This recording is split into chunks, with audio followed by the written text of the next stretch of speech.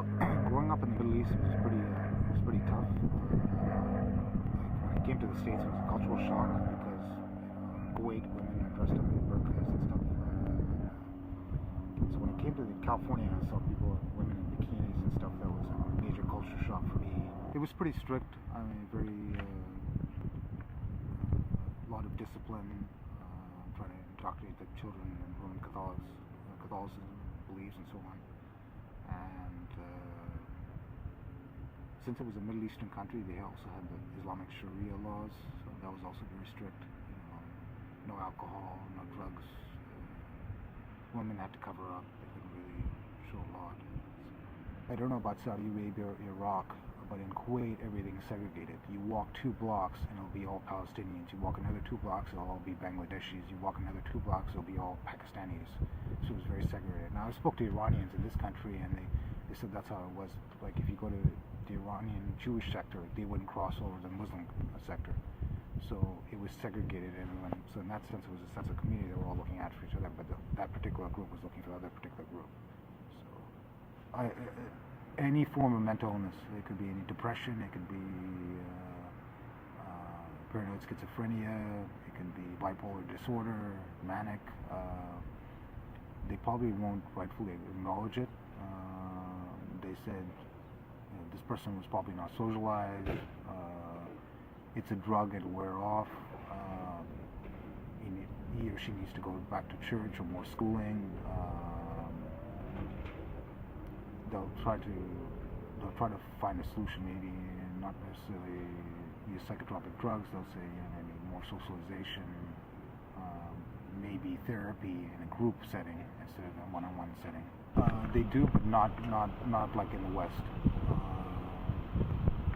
Because I guess they're expecting the family to rectify this problem, not an institution.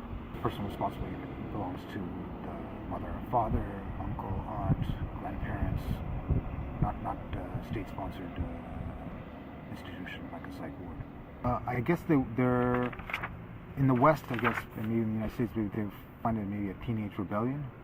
That would be less so in the East. Because that was a parental obligation. They would probably discipline the teenager immediately for the teenager to refrain from that type of behavior. They'd get involved in maybe drugs or a gang or getting a girl pregnant. So they would address the need by probably a form of physical punishment. That's totally unacceptable. Probably they would probably say it's probably a wrong diagnosis. There's something wrong. Maybe this individual needs more friends instead of drugs. Maybe have give them more time, recreation, something that would maybe improve the social atmosphere or behavior of the individual. Back then, I don't know how to do it right now. Maybe back then it was maybe a phase. Though that individual would get out of it, maybe give it some time. But then you get worried because then after a few months become years become several years, then you become concerned.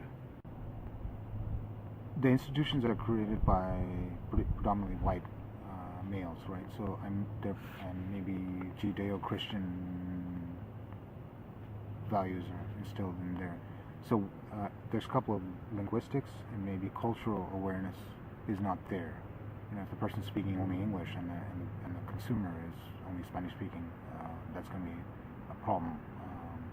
That cultural and linguistic awareness is not there within these agencies, just because how the institution was created. It was probably created by white males, some Christians, Protestants, and then when they're going out to the community, they're not aware of what's going on because of the language and cultural barriers. The one-on-one counseling, I was hesitant because I didn't want to disclose personal information, but once I got to know my therapist, and I found group therapy to be very effective. One-on-one, it took me a long time because certain cultures are very closed and they're not open. like in the West, so they're not willing to work on disclosing like personal information. When I was first diagnosed, they thought it was a phase. I was going to go out of it. They probably thought more socialization, more schooling, getting back to the normal routine.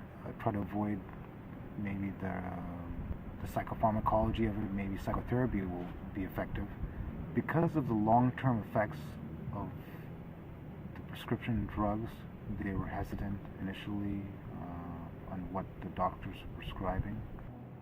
And I guess in the West, they're always looking for quick way solutions. So they'll pop a pill, they prescribe something, like they want quick fixes. It's sort of like putting Band-Aid on cancer. Okay, and in Kuwait they're much better because it's a more affluent country. India is it's a poor country, so they don't spend as much money on mental health. Like I said, this problem, go to your uncle, go to your parents. They'll solve it. Not the hospital shouldn't solve it. The doctor shouldn't solve it. This is something your own family should solve and resolve.